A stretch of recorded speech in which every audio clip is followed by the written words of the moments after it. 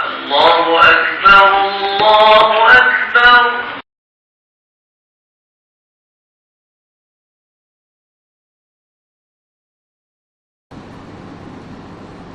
أعوذ بالله السميع العليم من الشيطان الرجيم. بسم الله الرحمن الرحيم. الحمد لله رب العالمين، والصلاة والسلام على أشرف الأنبياء والمرسلين وعلى آله وصحبه أجمعين. قال رب اشرح لنا صدورنا ويسر لنا أمورنا واحلل عقدة من لساننا يفقهوا قولنا. Syukur kehadirat Allah Subhanahu wa taala, dengan keizinan Allah dapat lagi meneruskan agenda kita sebagai umat Nabi Muhammad dan sebagai hamba di sisi Allah Subhanahu wa taala. Syukur dengan dapat berimamkan imam yang bertugas Bilal yang azankan naungan azan untuk dipanggil supaya datang menuju ke rumah Allah Subhanahu wa taala. Muslimin muslimat rahimahullah. Kita sambung dalam kitab Rahiqul Mahdum ini tentang bagaimana Quraisy mengancam Abu Talib dan Quraisy menghadap Abu Talib sekali lagi sebelum niat jahat itu telah kita ceritakan, dan telah juga kita membaca pada sesi yang lalu berkaitan tentang Hamzah radhiyallahu ta'ala anhu masuknya Islam. Dan pada malam ini kita menyambung kembali tentang bagaimana Allah Subhanahu wa ta'ala memberikan suatu peringatan sebelum kita menyambung tentang tajuk Umar Al-Khattab radhiyallahu ta'ala anhu masuk Islam. Kata Allah Subhanahu wa ta'ala dalam firman Allah Subhanahu wa ta'ala dalam surah An-Nasr, A'udzu billahi minasy syaithanir rajim. Idza jaa'a nasrullahi wal fath wa ra'aitan nasa yadkhuluna fi dinillahi afwaja fasabbih bihamdi rabbika wastaghfir innahu kana tawwaba. Saya kaitkan sallallahu alaihi wasallam, saya kaitkan surah yang saya baca tadi, surah An-Nasr, merupakan surah yang 110 yang diturunkan setelah Nabi Muhammad sallallahu alaihi wasallam berada di Madinah, dan surah ini sinonimnya dengan nama Madaniyah. Ayatnya tidak berungkai seperti mana banyaknya, tetapi 3 potong ayat sahaja, tetapi cukup memberi signifikan makna kepada kita tentang bagaimana kata Allah, idza jaa'a nasrullahi wal fath, apabila Allah Ta'ala telah mendatangkan satu pertolongan, yang mana pertolongan itu Allah datangkan dalam bentuk kemenangan. Wa ra'aitan nas yadkhuluna fi dinillahi afwaja, yang mana kau wahai Muhammad, manusia sekalian, boleh lihat bagaimana ramainya, banyaknya manusia berbondong-bondong masuk ke agama Allah. Maka sewajarnya fasabbih bihamdi rabbika wastaghfir, maka bertasbihlah dengan memuji siapa yang selayaknya dipuji oleh Muhammad serta pengikutmu. Innahu kana tawwabar rahim, innahu kana tawwaba, yang mana Allah SWT apabila kamu memuji dengan bersyukur dan bertasbih kehadapku, maka aku sesungguhnya Allah yang menciptamu, yang tidak jauh ataupun tidak pernah menidakkan atau menerima taubat daripada seseorang yang memohon taubat.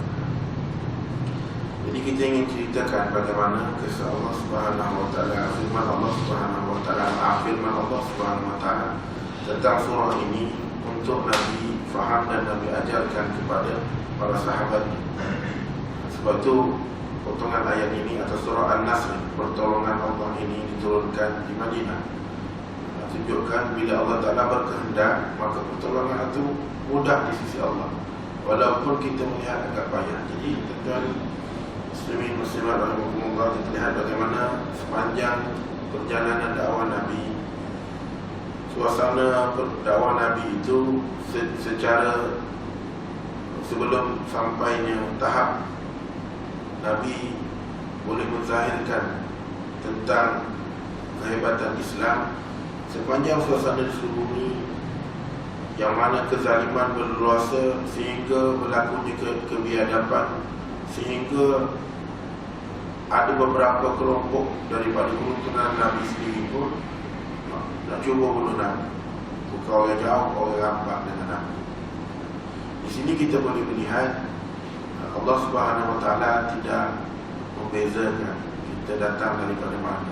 Walaupun kita manusia, kalau orang kata penghuni Melayu jauh banding dengan orang Arab, sebenarnya Allah Ta'ala telah menunjukkan satu signifikan pembuktian melalui firman Allah yang dibawa oleh Jibril kepada Nabi. Idza jaa nasrullahi wal fath. Jadi tuan-tuan, kalau tuan-tuan inginkan satu kemenangan, sudah semestinya kemenangan itu perlu dilakukan dengan pembuktian. Jadi pembuktian sebagai contohnya bagaimana Nabi serta sahabatnya membawa risalah. Bukan senang Allah Ta'ala ingin memberikan suatu mandat, Allah Ta'ala ingin memberikan suatu tugas kepada Nabi. Dan kebetulan pula Nabi Muhammad itu telah ditakdirkan oleh Allah sebagai Nabi yang terakhir dan membawa panji yang lebih besar. Dan sebelum Nabi di Isra Mi'rajkan, untuk Allah mengutuhkan banyak Nabi melalui jerih-perih ataupun kita panggil perjuangan mihnah dalam kemelut untuk membesarkan Allah, mengajak manusia sebanyak mungkin masuk kepada agama Allah. Maka ini bukti yang ayat ini, ayat kita panggil ayat nusrah Allah Ta'ala ini diturunkan di Madaniyah untuk memberitahu Nabi setangan ini. Bila kita kerja, kita usaha dan hidayah di tanganku, kata Allah pada Nabi. Maka setelah itu Allah Ta'ala bagi suatu keputusan atau telah menunjukkan, kalau aku berkehendak wahai Muhammad, aku akan bagi. Maka datanglah idza jaa nasrullahi wal fath. Kata Ibnu Katsir, dalam tafsir Ibnu Katsir, Bukhari meriwayatkan Ibnu Abbas berkata, Umar pernah memasukkanku bersama dengan orang-orang tua mengikut ke perang Badar. Sebahagian daripada mereka memendam kemarahan dan hatinya sehingga berkata, kenapa ia masuk bersama kami, padahal dia tak layak masuk sama kami. Dia ni seusia dengan kami. Jadi bila Umar memasukkan, maksudnya menyusun soft pimpinan dalam peperangan, ada yang usia pertengahan, ada yang usia di kemuncak, ada yang usia seusia muda belia. Maka ada setengahnya tidak puas hati. Kenapa dimasukkan masukkan orang-orang tua yang mengikut peperangan Badar, padahal dan masuk pula kelompok yang usia muda. Sesungguhnya ia termasuk kalian yang kau kenal. Pada satu hari Umar kemudian memanggil mereka dan memasukkan orang itu bersama dengan mereka. Aku tidak pernah melihat ia memanggilku pada hari ini selain supaya dirinya bisa melihat mereka. Umar berkata dalam surah An-Nasr ayat 110.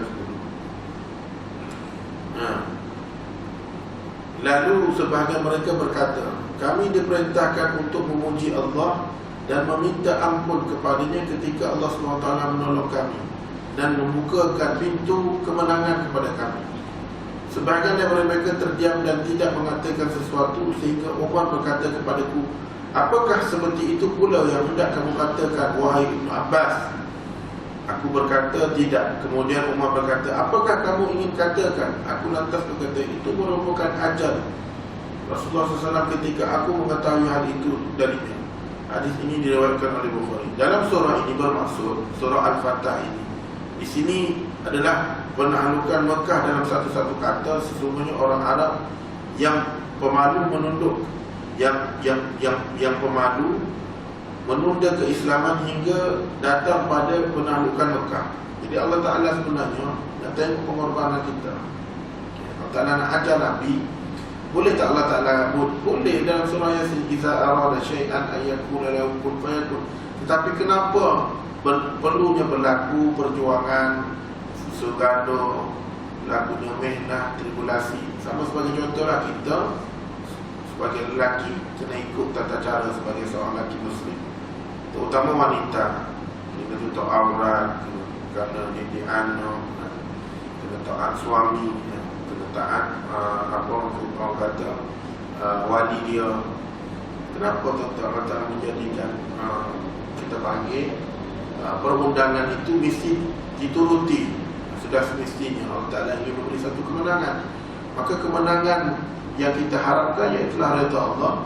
Dengan redha Allah itu kita boleh masuk syurga. Dengan redha Allah itu kita boleh masuk syurga. Jadi sebenarnya nilai kemenangan itu sangat mahal. Tapi di sisi Allah Ta'ala boleh beri tak? Boleh. Allah Ta'ala boleh bagi. Tapi Allah Ta'ala ingin melihat bagaimana usaha kita ke arah kemenangan. Maka contohlah, susah tak nak mari masjid ni? Susah. Kalau tidak ada kekuatan, harap kepada kita satu dengan keadaan kita ada kereta mewah ke apa. Kalau tidak terketuk hati pintu kita ni dengan apa yang diazankan oleh muazzin, seperti mana hayya 'alas solat, ketika itu kalau hati kita tidak terbuka, takkan datang kita ke rumah Allah ni, tuan-tuan. Dan selepas hayya 'alas solat tu, maka disusuli pula dengan hayya 'alal falah.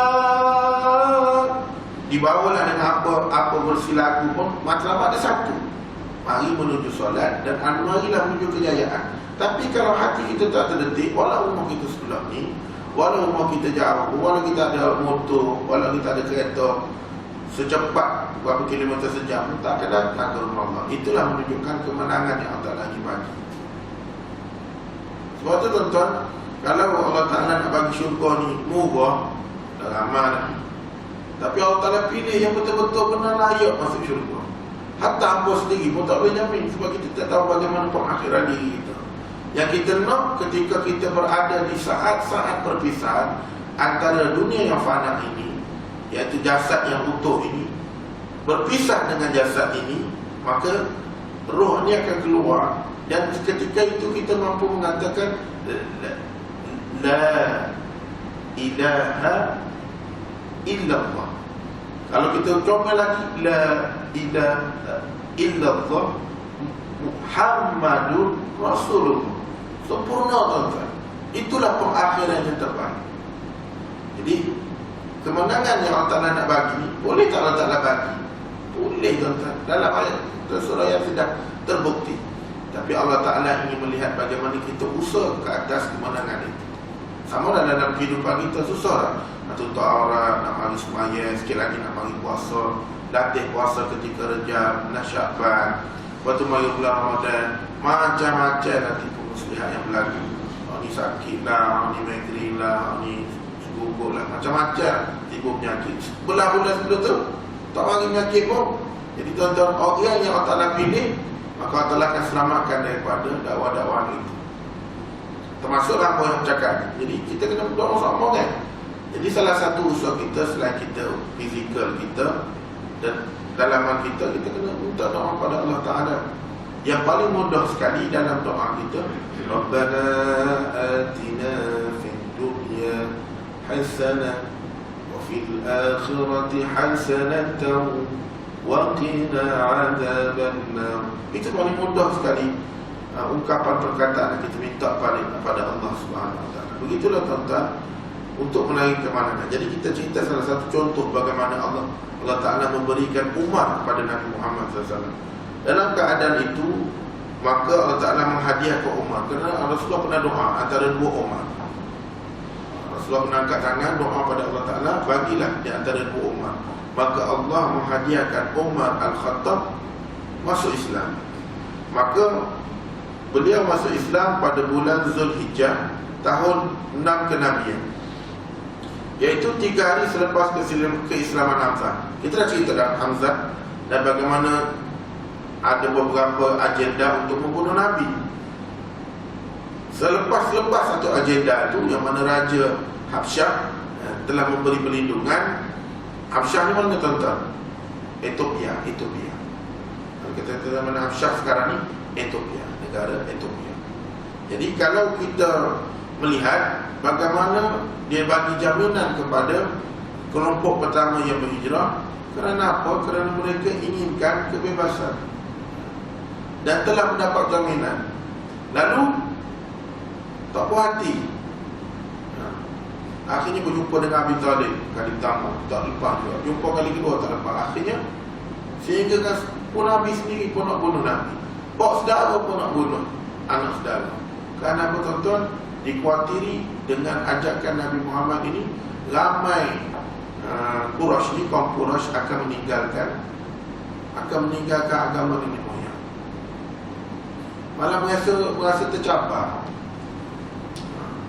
Sebelum ni mereka sama-sama elok, tiba-tiba bila Nabi Muhammad ditaklifkan untuk membawa agama Allah yang suci,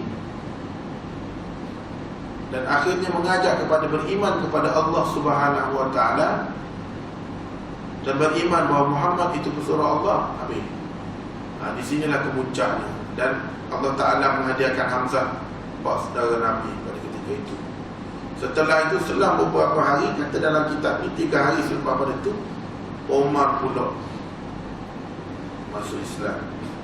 Maka sebelum itu Nabi pernah berdoa, apa telah ceritakan dalam Sunan Tirmizi yang mengeluarkan sebuah hadis daripada Ibnu Umar, dikatakan sebagai hadis yang sahih, dan daripada At-Tabarani mengeluarkan hadis Ibnu Mas'ud dan Anas bahawa Nabi Muhammad sallallahu alaihi wasallam, ya Allah, muliakanlah Islam dengan salah satu lelaki yang paling kau suka, antara Umar Al-Khattab ataupun Abu Jahal bin Hisham. Ternyata mereka dua ni terkenal dengan gelaran Umar yang paling. Maka kau pilihlah wahai Allah untuk memuliakan agama. Setelah melakukan pengkajian dan semua periwayatan yang mengisahkan tentang Islam Umar ini, maka pengarang kitab ini menyatakan ternyata Islam masuk ke dalam hati Umar ini secara berangsur-angsur. Tetapi sebelum kita menyebut kesimpulan kisah ini, banyak lagi terlihat bagaimana terlebih dahulu perasaan dan sensitiviti yang ada pada Umar. Umar ni tuan-tuan, dalam kitab ayat sahabat ada yang diberitakan, walaupun hadis itu hadisnya dhaif, ada yang mengatakan hadis itu nilai tidaklah seperti mana nilai tinggi, tetapi kita boleh ambil ia sebagai suatu faedah dan juga sebagai suatu suntikan untuk beramal. Umar ni tuan-tuan, kalau dia lalu, syaitan laknat tu takkan lalu selepas Umar lalu pada lorong. Punya backing Umar. Kalau dia lalu, atau dia lalu masjid kita ni, saya tak lalu lah, udah tak ada lah orang ngatur oleh apa, nak kata gitu lah. Maka Umar terkenal seorang yang mempunyai perwatakan keras dan tegas. Rapat Rasulullah menyesal menerima berbagai penyesalan daripada sebelum keislaman Umar, yang ternyata di dalamnya cuma perasaan berlawan. Maka kesimpulannya, berbagai riwayat yang berkaitan tentang keislaman Umar itu adalah seperti berikut. Pada suatu malam, Umar keluar lalu untuk menghabiskan malamnya di luar rumah. Dia pun datang ke Masjidil Haram dan masuk ke dalam kawasan tirai Kaabah. Ketika itu baginda Muhammad SAW sedang berdiri solat dan membaca surah Al-Haqqatu Mal-Haqqah ketika itu. Maka Umar sambil-sambil itu dia curi-curi dengar apa yang Nabi bacakan ketika dalam solat Nabi. Maka Umar memasang telinga untuk mendengar, dan dia merasa takjub kerana konsonan susunan ayat itu tak seperti mana syair yang dia dengar. Jadi maknanya, nak cerita pada ketika itu, takjubnya Umar ni bermula di situlah. Ketika Umar mendengar yang mana Rasulullah SAW bacakan tentang perkara itu, ayat-ayat Quran itu, maka Umar kata, lain, ini bukan syair. Malahan hebatnya susunan kata itu. Jadi ketika itulah Omar dah mula tertarik. Bila tertariknya tu, maka dalam keadaan itulah bila dibaca bahawa nak katakan syair tak ada. Demi Allah, aku tak pernah dengar susunan kata yang terbaik ini. Maka ketika itu, jadi bila Rasulullah membaca dan membaca, maka dalam keadaan itulah Allah Ta'ala menurunkan hidayah Allah Subhanahu Wa Ta'ala sedikit demi sedikit kepada umat. Sebab itu tuan-tuan, ceritanya tentang perjuangan bagaimana untuk mendapatkan sesuatu pengukuhan dalam diri kita. Kita kena sentiasa update diri kita. Jadi selain satu kita update ni, kita berikrar setiap kali tahiyat akhir, asyhadu an la ilaha illallah wa asyhadu anna Muhammadar Rasulullah. Itu merupakan takrir kita juga kepada Allah Subhanahu. Jadi bila dia dah dengar tu, tiba-tiba sampai suatu ayat ketika Rasulullah membaca bahawanya sesungguhnya Al-Quran itu ialah wahyu daripada Allah yang disampaikan oleh Rasul yang mulia, dan bukanlah Al-Quran itu perkataan oleh penyair. Sampai di situ, sampai konsonan ayat yang dibacakan ketika Nabi solat tu, sampai di situ mafhum ayatnya. Maka sebagaimana tu, artinya Umar mendengar, dan amat sedikitlah kamu yang beriman. Ceritanya daripada dia dengar tu, maka dah terbuka hati dia kata. Maka Al-Haqqah Mal-Haqqah ni ayat 42 sampai 43.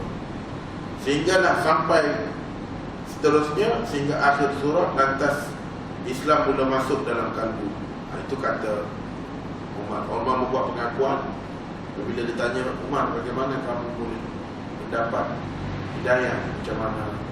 Jadi disitulah permulaan tunas-tunas yang ada dalam lubuk hati Umar. Ketika Rasulullah SAW solat, Umar, ini ceritanya, kalau hidayah tu Allah Ta'ala aturkan, maka automatically Umar masuk dalam Kaabah, masuk dalam Masjidil Haram, duduk pula dekat dengan Kaabah. Maka terlihat Rasulullah SAW solat ketika Rasulullah membaca surah Al-Haqqah Mal-Haqqah. Maka dalam keadaan itu juga, akhirnya disebabkan sikap keras dan terlalu bermusuh dengan Rasulullah, maka pada suatu hari dia keluar untuk berusaha membunuhkan Nabi dengan pedang dia, kerana dia marah betul kepada Nabi Muhammad. Lalu ketika itu, di tengah-tengah jalan dia berjumpa dengan Nu'aiman bin Abdullah An-Naham An-Nadwi, seorang lelaki daripada Banu Zurrah yang merupakan, atau seorang lelaki daripada Bani Makhzum. Ini kelompok dari pecahan bani-bani yang ada. Lalu orang itu berkata, "Kemana tujuanmu wahai Umar? Kamu nak pergi mana wahai Umar?" Jawabnya, "Aku hendak bunuh Muhammad." Maka kata lelaki itu, "Bagaimana kamu dapat selamat daripada pembalasan Bani Hashim dan Bani Zurrah apabila engkau ingin membunuh Muhammad?" Dia ingat kepada Umar, "Umar, lagi bunuh Muhammad, boleh terlepas daripada dua Bani Hashim dan Bani Zurrah. Kalau kau bunuh Nabi Muhammad, kau takkan terlepas. Kau pasti akan dipenggal kepala kau. Kau pasti akan dibunuh." Maka lalu Umar berkata kepadanya, "Aku lihat engkau ni macam telah menjadi sebahagian daripada nak beritahu tentang tu." Maka ketika itu lelaki itu menjawab, "Maukah aku beritahu yang lebih menakjubkan kepada kau, wahai Umar? Sesungguhnya adik perempuan kau dan suaminya, iaitu iparmu, telah dahulu masuk Islam." Bukan yang nak kata aku bersebelahan pada pihak Nabi. Kita panggil Asabiyah ni, ta'asub ni. Dia kata, "Mu ni macam Asabiyah pada Muhammad ni. Mu ni macam kawan Nabi ni." Dia kata, "Nak tak aku beritahu satu yang surprise daripada mu. Adikmu dengan adik iparmu," maknanya suami kepada adikmu tu, dah masuk dulu lagi. Itu lagi Asabiyah kalau nak kata. Sampai tahu tu. Lalu dia dengar tu, dia segera pergi ke rumah rumah adiknya. Ketika itu adik Umar ini tadi tengah mendengarkan ayat-ayat suci Al-Quran yang dibaca oleh Ka'bah bin Arad, yang mana dalam pengajaran itu dia tengah dibaca apa? Bismillahirrahmanirrahim. Taha ma anzalna 'alaikal Qur'ana litashqa. Bacalah. Ketika itu Umar daripada luar ni dengar. Dia baca.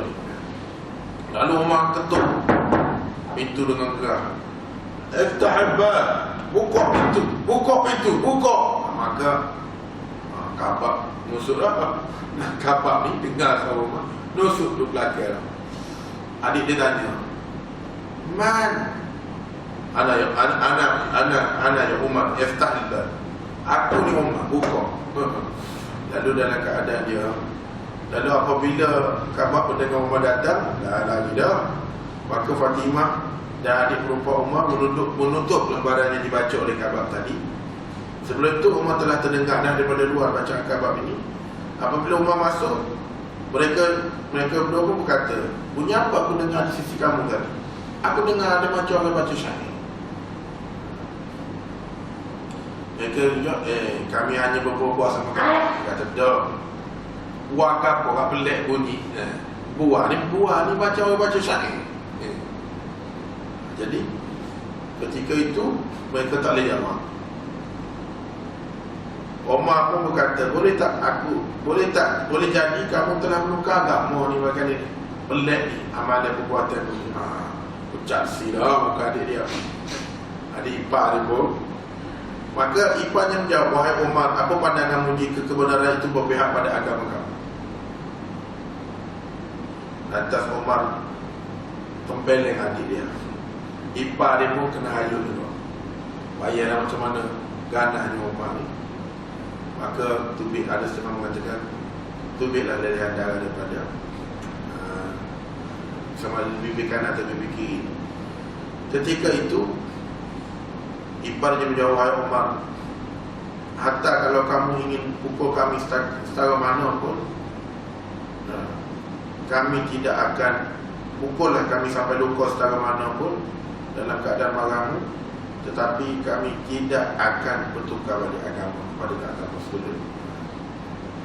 Maka ketika itu Umar bertanya, jika kebenaran bukan itu pihak agama kamu, maka persaksikanlah tiada Tuhan selain pada itu Umar, iaitu Allah. Dan aku mempersaksikan juga, iaitulah yang membawa agama itu, iaitulah Muhammad bin Abdullah adalah Rasulullah SAW. Maka Umar rasa macam putus harapan dah. Dia nekat, dia tengok adik dia dengan adik ipar dia ni nekat. Maka dalam keadaan timbullah rasa perasaan malu di atas sifat dia tergesa-gesa kan, dan rasa penyesalan pula. Lalu dia berkata, berikanlah aku mana lembaran yang kau baca tadi, syair yang kau baca tadi, supaya aku dapat membacanya. Adik dia berkata, dan sebelum adik nak bui Quran, adik dia kata, sesungguhnya kau kotor, wahai Umar, kata adik dia. Umar pun ni kotor.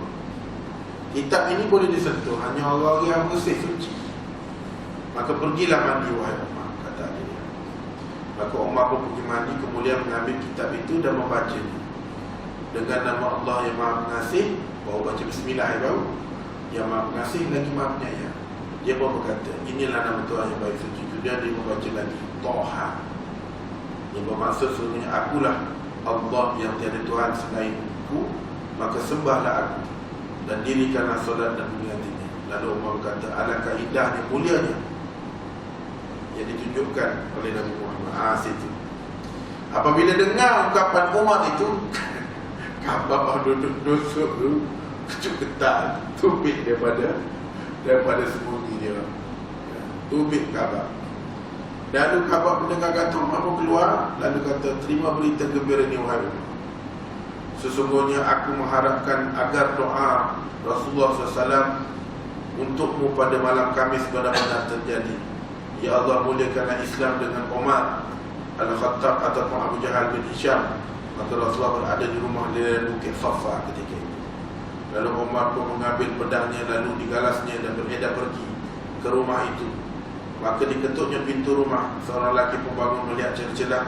Maka lihatnya Umar bersama dengan pedang. Lalu disampaikan hal tersebut kepada Rasulullah. Ya Rasulullah, ja'a Umar ma'akan saif. Dia tanya, ya Rasulullah, Umar ada keluar tu dalam keadaan dengan pedang. Yang mana ya Rasulullah? Maka mereka pun berada dalam rumah itu berkumpul. Lalu Hamzah berkata kepada mereka, Apa kena dengan kamu? Mereka pun menjawab, Umar. Kata Hamzah. Umar pun. Lalu, Umar, bukakan pintu untuk dia.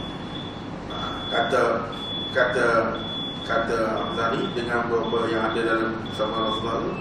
Dia kata, buka pintu. Jika dia datang dengan niat baik, kita sambut dengan baik. Jika dia datang untuk cari masalah dengan kita, cari balas dengan Rasulullah SAW, maka kita tidak benarkan orang yang menyakiti Rasulullah SAW, dan kita akan bunuh dia. Ketika itu Rasulullah SAW sedang berada di dalam rumah dengan badannya. Ketika itu Rasulullah SAW dalam rumah menerima wahyu kepada Allah Ta'ala. Lalu baginda keluar kepada Umar sehingga bertemu di suatu sudut rumah. Lalu Rasulullah SAW mencekak baju Umar dan sarung pedangnya, kemudian direntaknya dengan kuat sambil berkata, belum puaskah kamu wahai Umar sehingga Allah turunkan ancaman kepadamu sebagaimana diturunkan kepada Walid Al-Mughirah. Dia soal, tak apa lagi kau Umar, tak ada bagi ancaman padamu. Lalu ketika itu, ya Allah, inilah Umar Al-Khattab, ya Allah, muliakanlah Islam dengan Umar. Lalu Umar berkata, aku mempersaksikan bahawa dia ada Tuhan. Lalu Umar masuk Islam dengan tangan Rasulullah SAW. Ketika Rasulullah bagi peringatan, maka Umar menjawab, ya Rasulullah, aku datang ini masuk Islam, ajarkanlah aku tentang Islam. Maka apabila selesai saja Umar mengungkapkan asyhadu an la ilaha illallah wa anna Muhammad Rasulullah itu, lalu berkatalah Umar bahawasanya dia setelah dia masuk Islam dan bertakbirlah sahabat-sahabat Nabi yang berada dalam Allahu Akbar, Allahu Akbar, Allahu Akbar. Maknanya doa Rasulullah kepada Allah Ta'ala untuk dipilih salah satu Umar baina Umarain, akhirnya Umar Al-Khattab. Maka bila masuk dia Islam, sebarlah berita ni. Bila pula Hamzah, lepas tu Umar pula masuk Islam. Dia kekeklah kepada pembesar-pembesar Quraisy ni.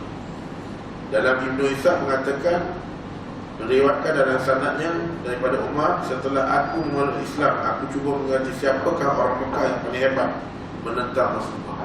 Dia pernah ingatkan kepada kaum Quraisy. Apa mau ingat? Dalam Mekah ni siapa yang paling keras sekali ancam Rasulullah? Dia tanya lagi. Maka berkata Abu Jahal, lalu aku datang ketuk pintu rumahnya dan dia pun keluar sambil berkata, selamat datang, apa tujuanmu mari ke sini? Ya Umar, aku datang nak beritahu bahawasanya aku telah beriman kepada Allah yang diajarkan oleh Nabi Muhammad, dan aku bersaksi bahawa Muhammad itu Rasulullah. Ubahlah muka Abu Jahal. Lalu Abu Jahal menghempas daun pintu tu ke arah muka sambil berkata, moga Allah memburukkan kamu dan burukkan apa yang kau bawa ni wahai Umar. Mau begitu. Jadi takut dia kena alih pasal Umar ni backing kanan. Dan Ibnu Jauzi juga menyebut bahawa Umar berkata seorang lelaki apabila masuk Islam, maka dia akan diheret oleh beberapa orang lelaki, lalu memukul dan dia memukul mereka.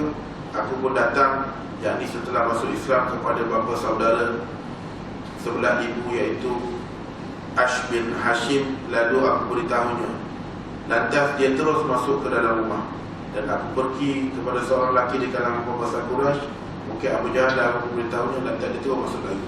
Kita saya cari pasal dengan Umar. Mana bila Umar masuk Islam, Umar hilangkan diri dia. Aslam tu biadi Nabi Muhammad SAW. Aku telah masuk Islam dengan tangan Nabi Muhammad. lagi. Semua tak sekian jawabannya. Pergi jumpa budak macam tadi.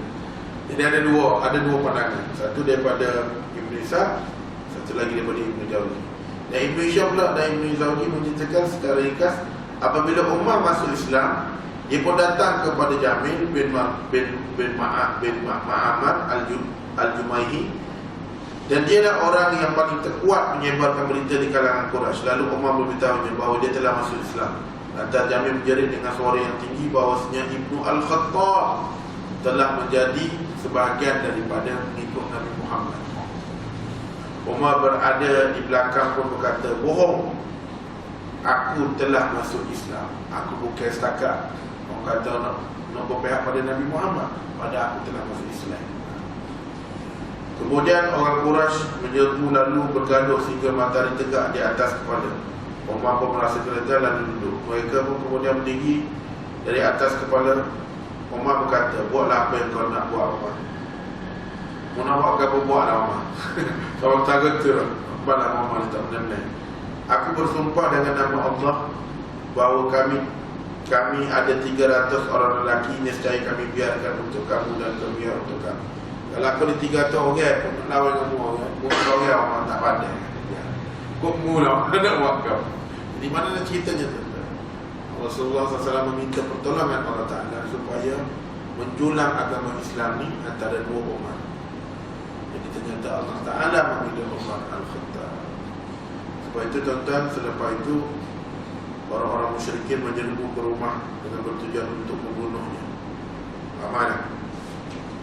Ini nak cerita tuan-tuan, sampai satu tahap apabila Umar sudah masuk Islam, Umar beranikan menyatakan tentang keislaman dia, dan Umar mengancam.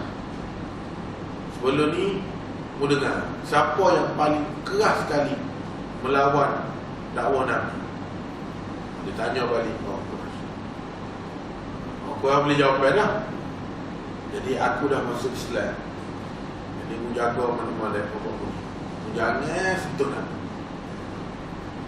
Aku sebelum ni orang yang paling utama akan bunuh Nabi. Tapi setelah aku masuk Islam, aku takkan biar seorang maka usik Nabi. Maka terbuka. Jadi pemuka Quraisy berdepan dengan Rasulullah SAW. Tak ada cara lain.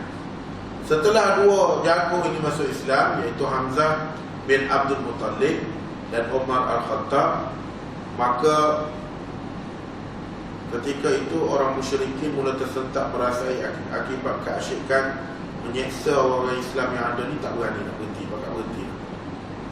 Lalu mereka mencuba menjalankan cara kekerasan terhadap Islam pun tak jadi. Lalu dalam keadaan itu mereka memikirkan bagaimana untuk memusnahkan Nabi sekaligus. Maka Ibn Ishaq menceritakan, Yazid bin Ziyad menceritakan kepadaku daripada Muhammad bin Ka'ab Al-Qabzi, berkata diceritakan kepadaku tentang Utbah bin Rabi'ah, di mana dia adalah seorang pemimpin pada suatu hari semasa berada di tempat kumpulan Quraisy. Ketika itu Rasulullah SAW sedang duduk di dalam masjid kesendirian. Dia berkata, hai sekalian orang Quraisy, mahukah kamu lihat aku bangun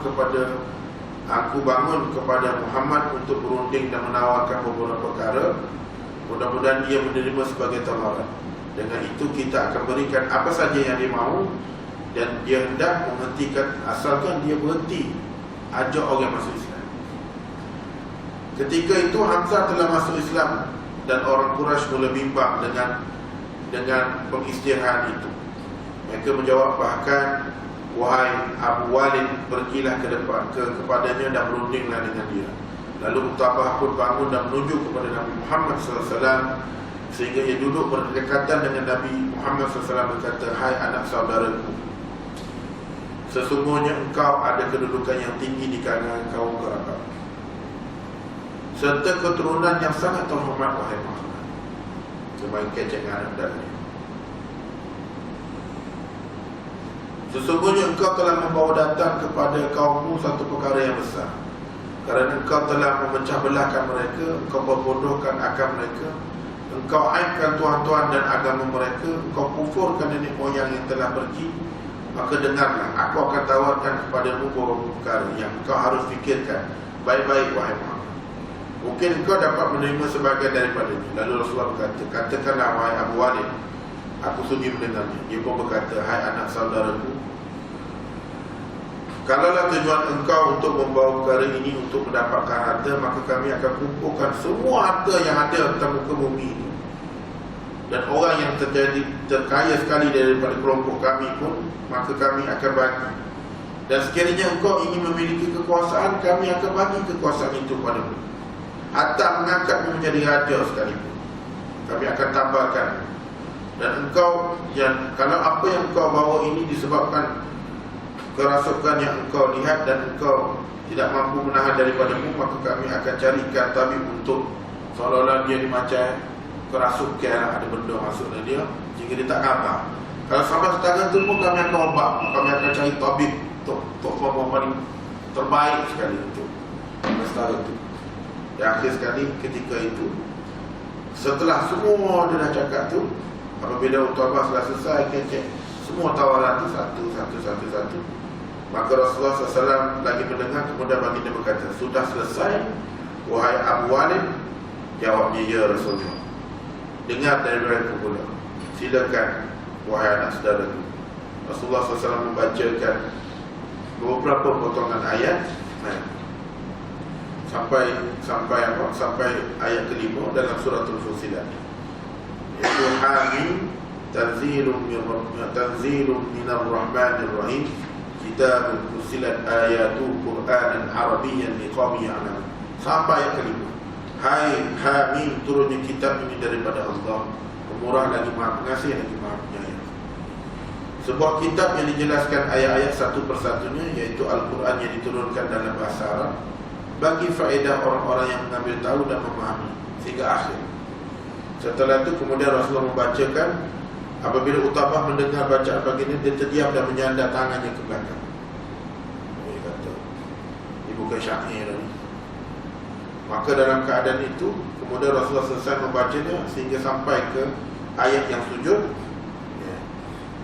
Setelah itu, maka baginda pun sujud, kemudian berkata, adakah engkau telah dengar tadi wahai Abu Walid? Maka baginda, bagaimana kamu dengan tawaranmu itu tadi? Mahu nak teruskan lagi tawar pada aku. Kita berhenti di situ. Yang mana kita akan sambung minggu depan tentang Abu Talib mengumpulkan Bani Hashim dan Banu Abu Talib untuk menyelamatkan Nabi. Jadi ceritanya, ketika Abu Wa'il tadi buat saudara dia tawar pada Nabi, dia dengar satu persatu tawaran. Setelah tawaran itu diamati, dan akhirnya Nabi sebelum bercakap, dia kata, Nabi tanya dulu, ini Nabi kata Nabi beradab, dia tanya, sudah tak? Sudah. Maka Nabi pun membaca surah Fussilat ayat 1-5. Hamim tanzilun minar rahmanir rahim kitabun fussilat ayatuhu qur'anan arabiyyan liqaumin ya'lamun. Sampai ayat kelima baca. Setelah diperjelaskan, setelah penjelasan Nabi tanya lagi pada Abu Walid, mendengar tadi, mau nak tahu lagi kepada kita berhenti sampai ini. InsyaAllah kita jumpa lagi. Bismillahirrahmanirrahim. Allahumma faqihna fid din wa 'allimna ta'wil ala siratal mustaqim.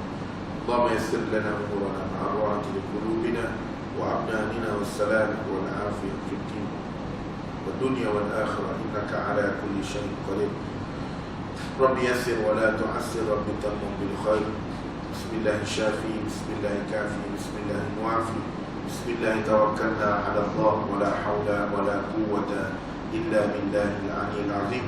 Bismillahilladzi la yadurru ma'asmihi shay'un fil ardi wa la fis sama' wa huwa as-sami'ul 'alim. Allahumma barik lana fi Rajab wa Sya'ban wa ballighna Ramadan wa ballighna Ramadan wa ballighna Ramadan. Sallallahu ala sayyidina Muhammad wa ala alihi wa sahbihi wa baraka wa sallam. Alhamdulillah Rabbil Alamin.